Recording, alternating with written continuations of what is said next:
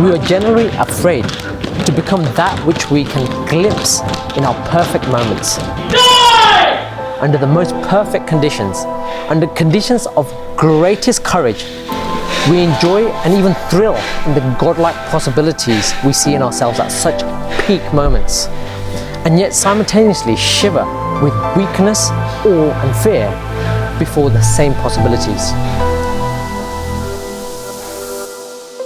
Waatah!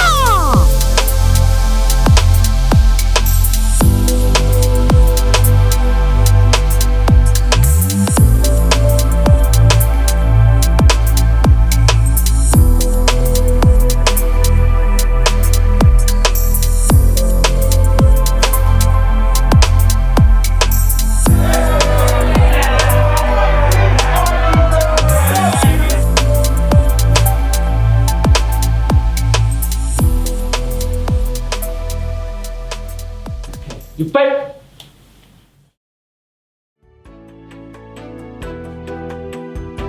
Self-mastery is a sharpening of a sword, and that sharpening of a sword is a lifetime's work. You'll get much better at it in a short space of time. Over a prolonged period of time, the difference between sharp and razor sharp becomes less and less apparent, becomes less and less obvious. But when you take a blunt sword and then sharpen that, even when it gets to the point where it's able to actually lay a scratch in you, it's a noticeable difference to what it was before. So the progress is huge. Once you get sharper and sharper, it's very hard to realize that you're making that progress. Once you've got these tools, continuously work on yourself.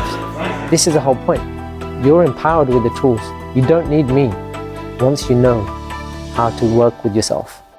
Today's experience was absolutely amazing, I suppose. In fact, the entire weekend was just brilliant. I've never attended anything like this before. This is my first time as well. Never knew what to expect, but yeah, I came with, I suppose, certain expectations in my head of what it was going to be, but it was just completely, that's what I got back, at the end of this is just a lot more than I expected. The biggest learning from this experience is that you shouldn't be ashamed of fear. I used to think that it's a weakness. I always, even up until yesterday, I found that it was something I would be ashamed of admitting. I would never show fear. Even if I felt it, I wouldn't let people know I feel fear. But what I've now understood is it's just as natural as hunger and thirst. So to me, that is a really important takeaway. Now, if I feel fear again, I won't be ashamed of it, and I can confront it a lot easier and a lot more openly. The most important thing about luck is that it's very genuine.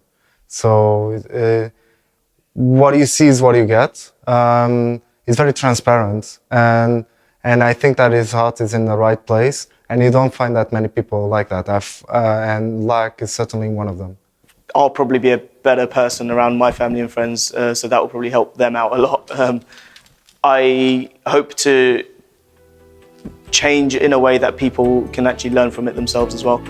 My family and friends can hopefully see a change in me, which will then kind of empower them and encourage them to start exploring their own fears and their own challenges in life. That's the biggest thing, really. I think that it can influence other people. Don't worry about today. Let tomorrow be tomorrow. Don't try and think ahead of what tomorrow brings. Just focus on today, because tomorrow is tomorrow. You can't change what's going to happen tomorrow. You can change certain things of what can happen about today.